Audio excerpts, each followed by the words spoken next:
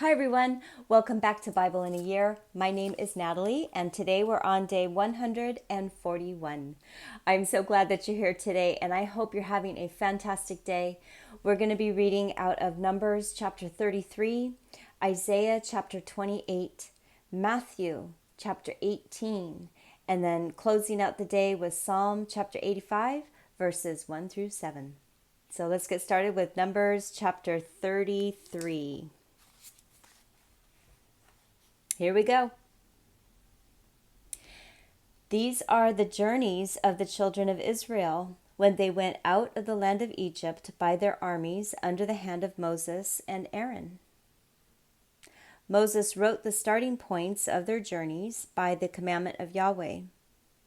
These are their journeys according to their starting points. They traveled from Ramses in the first month, on the 15th day of the first month. On the next day after the Passover, the children of Israel went out with a high hand in the sight of all the Egyptians, while the Egyptians were burying all their firstborn, whom Yahweh had struck among them. Yahweh also executed judgments on their gods. The children of Israel traveled from Ramses and encamped in Succoth. They traveled from Succoth and encamped in Etham, which is in the edge of the wilderness. They traveled from Etham and turned back to Pi-hahiroth, which is before Baal-zephon, and they encamped before Migdol. They traveled from before Hahiroth and crossed through the middle of the sea into the wilderness. They went 3 days' journey in the wilderness of Etham and encamped in Marah. They traveled from Marah and came to Elim. In Elim, there were 12 springs of water and 70 palm trees, and they encamped there. They traveled from Elim and encamped by the Red Sea. They traveled from the Red Sea and encamped in the wilderness of Sin. They traveled from the wilderness of Sin and encamped in Dophkah. They traveled from Dophkah and encamped in Alush. They traveled from Alush and encamped in Rephidim, where there was no water for the people to drink. They traveled from Rephidim and encamped in the wilderness of Sinai. They traveled from the wilderness of Sinai and encamped in Kibroth Hattaavah. They traveled from Kibroth Hattaavah and encamped in Hazeroth. They traveled from Hazeroth and encamped in Rithmah. They traveled from Rithmah and encamped in Rimmon Perez. They traveled from Rimmon Perez and encamped in Libnah. They traveled from Libnah and encamped in Rissah. They traveled from Rissah and encamped in Kehelatha. They traveled from Kehelatha and encamped in Mount Sephir. They traveled from Mount Sephir and encamped in Haradah. They traveled from Haradah and encamped in Mekaloth. They traveled from Mekaloth and encamped in Tahath. They traveled from Tahath and encamped in Terah. They traveled from Terah and encamped in Mithkah. They traveled from Mithkah and encamped in Hashmonah. They traveled from Hashmonah and encamped in Mosroth. They traveled from Mosroth and encamped in Ben-Jekon. They traveled from Ben-Jekon and encamped in Hor-Haggad.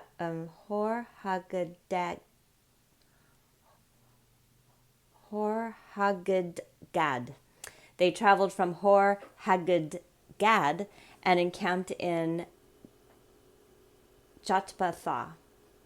They traveled from Jotbathah and encamped in Abrona. They traveled from Abrona and encamped in Ezion-Geber. They traveled from Ezion-Geber and encamped in Kadesh in the wilderness of Zin. They traveled from Kadesh and encamped in Mount Hor, in the edge of the land of Edom. Aaron the priest went up into Mount Hor at the commandment of Yahweh and died there, in the 14th year after the children of Israel had come out of the land of Egypt, in the 5th month, on the 1st day of the month. Aaron was 123 years old when he died on Mount Hor. The Canaanite king of Arad, who lived in the south in the land of Canaan, heard of the coming of the children of Israel. They traveled from Mount Hor and encamped in Zalmonah. They traveled from Zalmonah and encamped in Punon. They traveled from Punon and encamped in Oboth. They traveled from Oboth and encamped in Abarim, in the border of Moab. They traveled from Ayim and encamped in Dibon Gad. They traveled from Dibon Gad and encamped in Almon Diblathaim. They traveled from Almon Diblathaim and encamped in the mountains of Abiram before Nebo. They traveled from the mountains of Abiram and encamped in the plains of Moab by the Jordan at Jericho.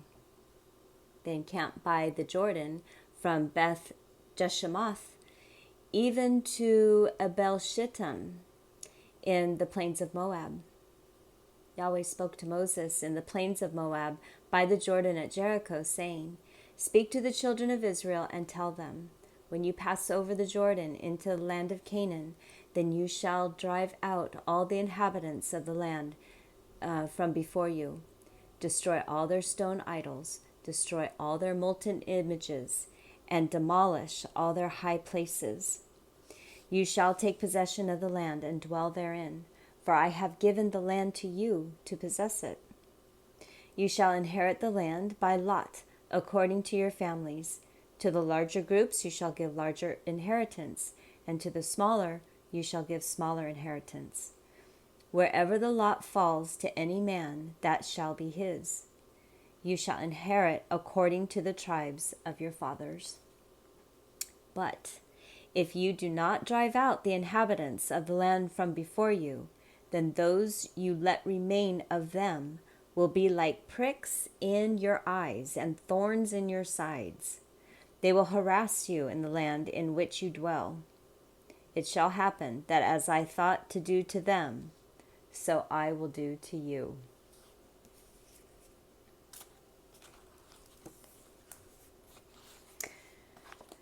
Yep.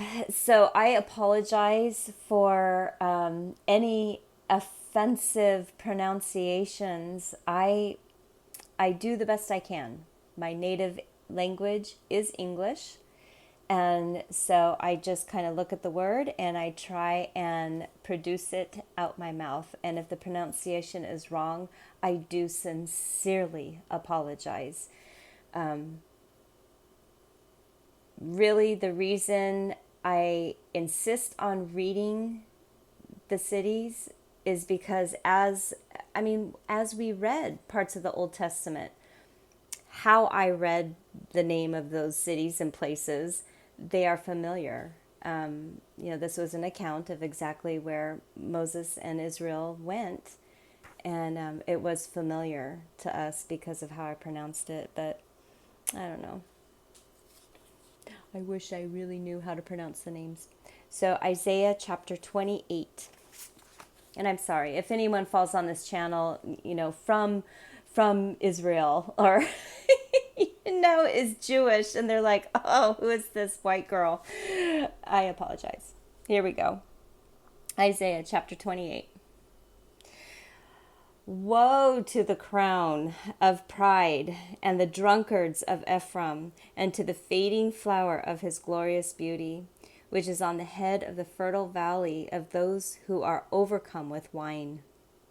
Behold, the Lord has one who is mighty and strong, like a storm of hail, a destroying storm, and like a storm of mighty waters overflowing, he will cast them down to the earth with his hand. The crown of pride of the drunkards is Ephraim. The crown of pride of the drunkards of Ephraim will be trodden underfoot.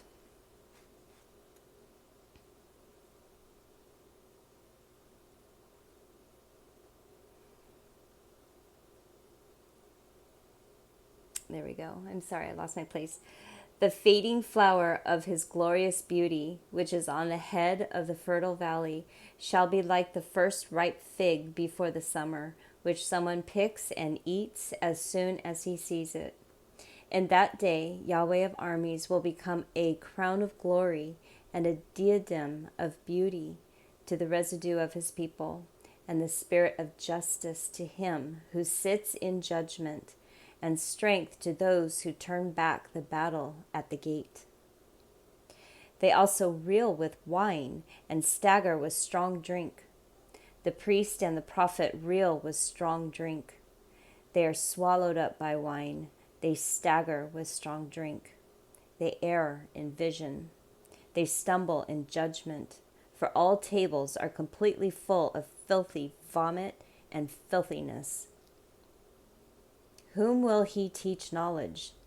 To whom will he explain the message? Those who are weaned from the milk and drawn from the breasts.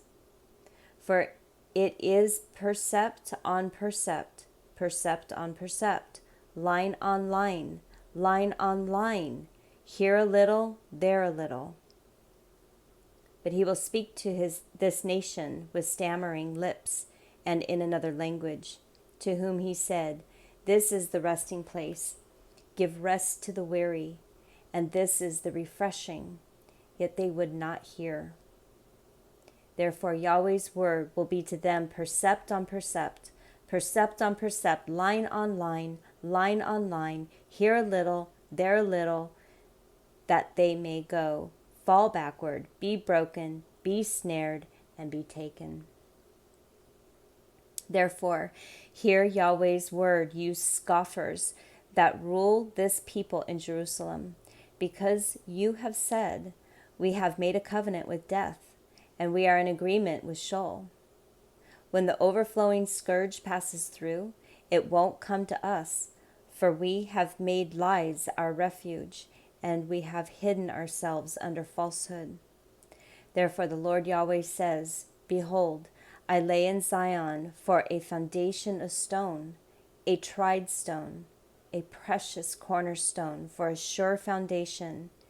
He who believes shall not act hastily. I will make judgment the measuring line, and righteousness the plumb line. The hail will sweep away the refuge of lies, and the waters will overflow the hiding place. Your covenant with death shall be annulled, and your agreement with Sheol shall not stand. When the overflowing scourge passes through, then you will be trampled down by it. As often as it passes through, it will seize you, for morning by morning it will pass through, by day and by night, and it will be nothing but terror to understand the message. For the bed is too short to stretch out on, and the blanket is too narrow to wrap oneself in. For Yahweh will rise up as on Mount Perazim. He will be angry as in the valley of Gibeon, that he may do his work, his unusual work, and bring to pass his act, his extraordinary act. Now therefore don't be scoffers, lest your bonds be made strong. For I have heard a decree of destruction from the Lord, Yahweh of armies, on the whole earth. Give ear and hear my voice. Listen and hear my speech. Does he who plows to sow plow continually? Does he keep turning the soil and breaking the clods? When he has leavened its surface, doesn't he plant the dill and scatter the cumin seed and put in the wheat in rows, the barley in the appointed place, and the spelt in its place? For his God instructs him in right judgment and teaches him. For the dill isn't threshed with a sharp instrument, neither is a cartwheel turned over the cumin. But the dill is beaten out with a stick, and the cumin with a rod. Bread flour must be ground, so he will not always be threshing it. Although he drives the wheel of his threshing cart over it, his horses don't grind it. This also comes out from Yahweh of armies, who is wonderful in counsel and excellent in wisdom. Wow, oh wow, oh wow. You better believe I'll be reading that again. That's, wow, beautiful. All right, Matthew chapter 18. Here we go. In that hour, the disciples came to Jesus saying, "Who then is the greatest in the kingdom of heaven?" Jesus called a little child to himself and set him in the middle of them and said, "Most certainly I tell you, unless you turn and become as little children, you will in no way enter into the kingdom of heaven. Whoever therefore humbles himself as this little child is the greatest in the kingdom of heaven. Whoever receives one such child in my name receives me. But whoever causes one of these little ones who believes in me to stumble, it would be better for him if a huge millstone was hung around his neck and that he were sunk in the depths of the sea. Woe to the world because of occasion of stumbling, for it must be that the occasion come." Let me start that over, verse 7. Woe to the world because of occasions of stumbling, for it must be that the occasions come, but woe to that person through whom the occasion comes. If your hand or your foot causes you to stumble, cut it off and cast it from you. It is better for you to enter into life maimed or crippled, rather than having 2 hands or 2 feet to be cast into the eternal fire. If your eye causes you to stumble, pluck it out and cast it from you. It is better for you to enter into life with 1 eye, rather than having 2 eyes to be cast into the Gehenna of the fire. See that you don't despise one of these little ones, for I tell you that in heaven their angels always see the face of my Father who is in heaven. For the Son of Man came to save that which was lost. What do you think? If a man has 100 sheep, and one of them goes astray, doesn't he leave the 99, go into the mountains, and seek that which has gone astray? If he finds it, most certainly I tell you, he rejoices over it, more than over the 99, which have not gone astray. Even so, it is not the will of your Father who is in heaven, that one of these little ones should perish. If your brother sins against you, go show him his fault between you and him alone. If he listens to you, you have gained back your brother. But if he doesn't listen, take 1 or 2 more with you, that at the mouth of 2 or 3 witnesses every word may be established. If he refuses to listen to them, tell it to the assembly. If he refuses to hear the assembly, also let him be to you as the Gentile or the tax collector. Most certainly I tell you, whatever things you bind on earth will have been bound in heaven, and whatever things you release on earth will have been released in heaven.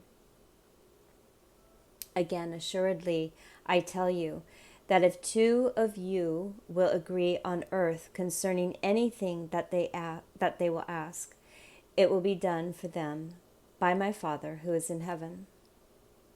For where 2 or 3 are gathered together in my name, there I am in the middle of them." Then Peter came and said to him, Lord, how often shall my brother sin against me, and I forgive him? Until 7 times? And Jesus said to him, I don't tell you until 7 times, but until 70 times 7. Therefore, the kingdom of heaven is like a certain king who wanted to settle accounts with his servants. When he had begun to settle, one was brought to him who owed him 10,000 talents. But because he couldn't pay, his Lord commanded him to be sold with his wife, his children, and all that he had, and payment to be made.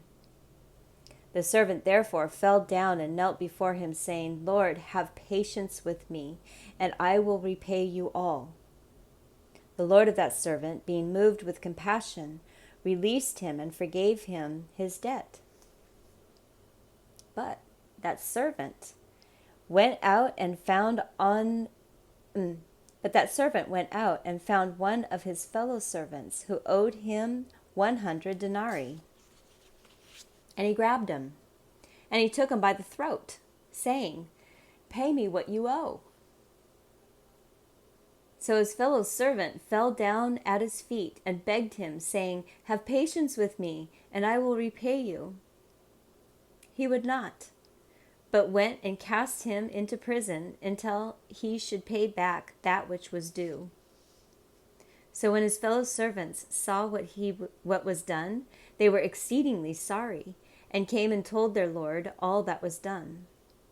Then his Lord called him in and said to him, You wicked servant, I forgave you all that debt because you begged me. Shouldn't you also have had mercy on your fellow servant, even as I had mercy on you? His Lord was angry and delivered him to the tormentors until he should pay all that was due to him. So my heavenly Father will also do to you, if you don't each forgive your brother from your hearts for his misdeeds.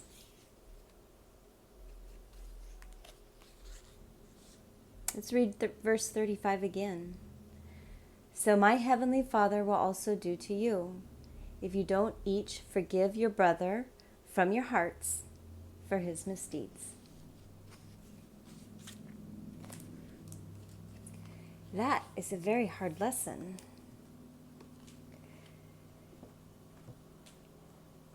But it makes sense. So Psalm chapter 85, 1 through 7. Here we go. This is for the chief musician, a psalm by the sons of Korah. Yahweh, you have been favorable to your land. You have restored the fortunes of Jacob. You have forgiven the iniquity of your people. You have covered all their sin. You have taken away all your wrath. You have turned from the fierceness of your anger. Turn us, God of our salvation, and cause your indignation towards us to cease. Will you be angry with us forever?